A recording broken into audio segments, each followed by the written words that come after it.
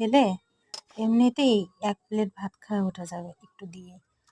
এত মজা। আজকে রান্না করছি হলো সরিষা দিয়ে কাতল মাছ। প্রথমে মাছগুলোতে লবণ হলুদ করে নিয়ে কড়া করে ভেজে নেব।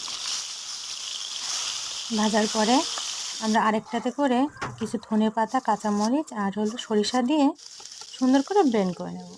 এবার কিছু পেঁয়াজ, আদা বাটা, রসুন বাটা দিয়ে, জিরে বাটা দিয়ে সুন্দর করে নেব। এরপরে কিছু গুঁড়ো মশলা, লবণ, হলুদ যা যা লাগে তাই দিব।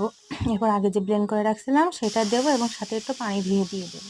এরপরে মশলাটা ভালোভাবে কষানো হয়ে গেলে মাছগুলো দিয়ে আরেকটু ভাজা ভাজা করে নিয়ে ঝোল দিয়ে দেবো, যাতে মাছটার মধ্যে সম্পূর্ণ করে ঢোকা যায়। এবার ঝোলটা হয়ে যাবে। মানে একেবারে হলো সিম্পল রান্না। নামানোর আগে জাস্ট উপরে হালকা গরম মশলা গুঁড়ো দিতে পারে। এবার এই 1 পিস দিয়ে আর সামান্য একটু ঝোল দিয়ে 1 প্লেট ভাত খাওয়া হয়ে যাবে। সুন্দর মজা।